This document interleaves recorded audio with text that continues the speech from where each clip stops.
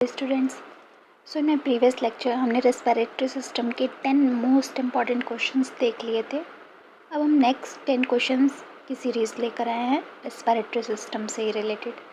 तो स्टार्ट करते हैं आवर क्लास। सो आपका 11th क्वेश्चन है, lung alveoli of mammals have a thin wall of composed of. Means lung alveoli जो है आपकी, लंग की जो एल्वियोली है मैमल्स में, वो किस इपिथेलियम से मिलकर बनी होती है।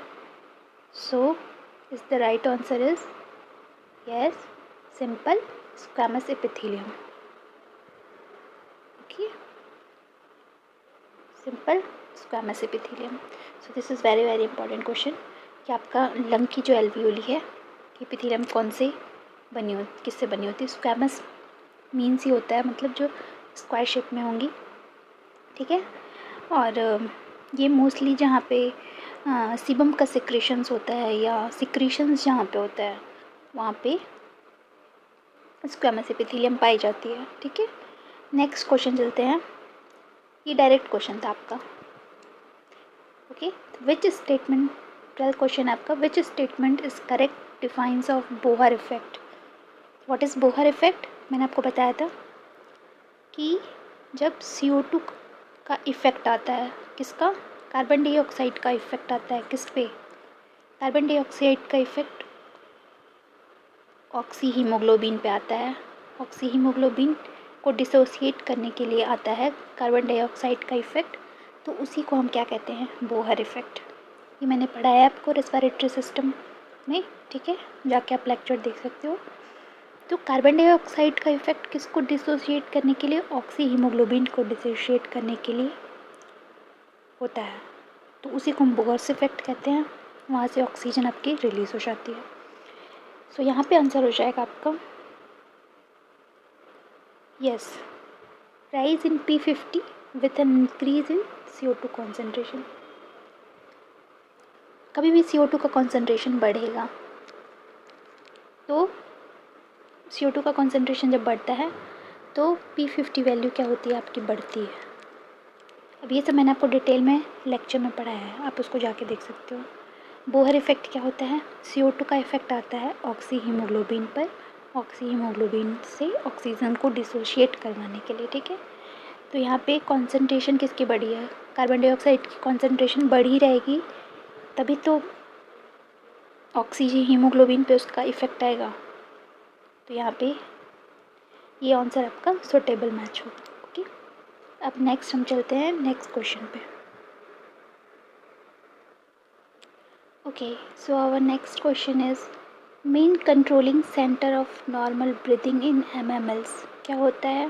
वैसे तो पॉन्स वैरोली भी पार्टिसिपेट करती है, लेकिन अगर मेनली अगर आप पूछते हो मेन कंट्रोलिंग सेंटर, तो यहाँ पे बच्चे कंफ्यूज हो जाते हैं पॉन्स वैरोली और मेडुला ऑब्लोंगेटा में। तो यहाँ पे क्वेश्चन आपका इसमें पूछा है नॉर्मल ब्रीदिंग के लिए, तो ये आपका आंसर जाएगा मेडुला ऑब्लोंगेटा, सॉरी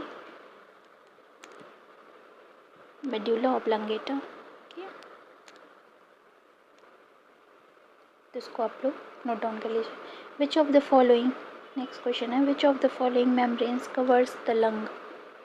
तो ये आपका आंसर हो जाएगा, सबको पता है क्या होता है,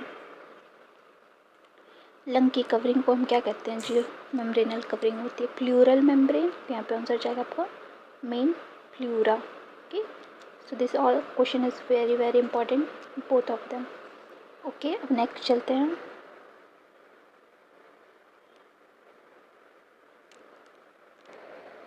Okay, your next question is during internal and external respiration gases move by.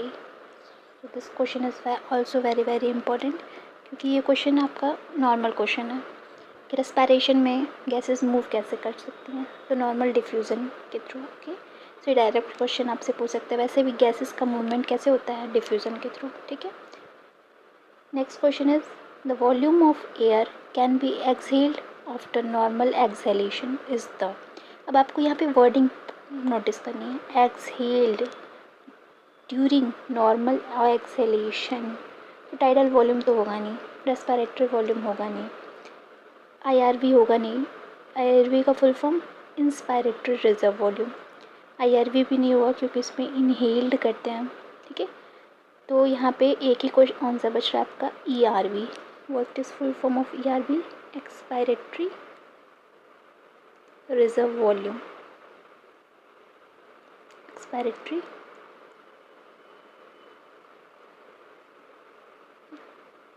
Expiratory residual volume, reserve volume, ठीक है। तो ये आप कौन सा हो जाएगा? ओके, नेक्स्ट चलते हैं हम। Okay, so now our next question is which respiratory disorder is characterized by the permanent enlargement of air spaces? The main line is permanent enlargement of air spaces leading to difficulty in exhalation. Okay, so right answer is emphysema. Okay, क्यों होगा emphysema? इसमें क्या होती है कि wall जो होती है वो आपकी एयर स्पेसेस की जो वॉल होती है वहाँ पे कुछ इन्लार्जमेंट हो जाते हैं जिसकी वजह से आपका एयर जो है ईज़िली पास आउट नहीं होता, ठीक है, एक्सहेलेशन के टाइम पे। तो उस डिजीज़ को हम एम्फाइसिमा के नाम से जानते हैं। Okay, so this question is very very important. आपसे क्वेश्चन क्या करेगा? Permanent enlargement of air spaces, ठीक है। What is the role of intercostal muscle during inhalation? Your next question is role of intercostal muscle during inhalation. भाई inhalation जब होता है तो जो आपकी थोरेसिस कैविटी है वो इंक्रीज़ होती है कि डिक्रीज़ होती है? ऑब्वियसली किसी भी स्पेस में एयर आएगी तो वो क्या होगा? एक्सपेंड करेगा।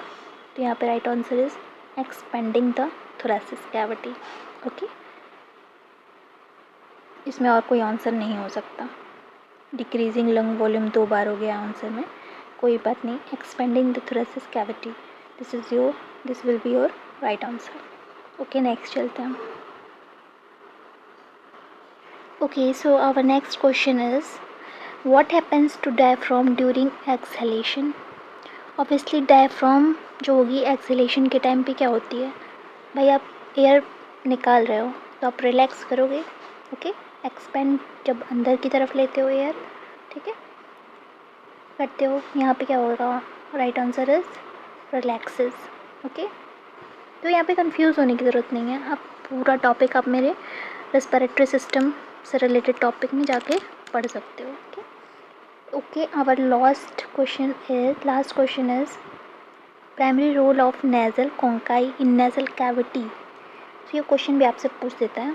इसमें मेनली तो ऐसे होता है सरफेस एरिया को बढ़ाना, कोंकाई का काम, लेकिन आप यहाँ पे आंसर के अकॉर्डिंग जाओगे तो आपका हो जाएगा फिल्ट्रेशन ऑफ एयर।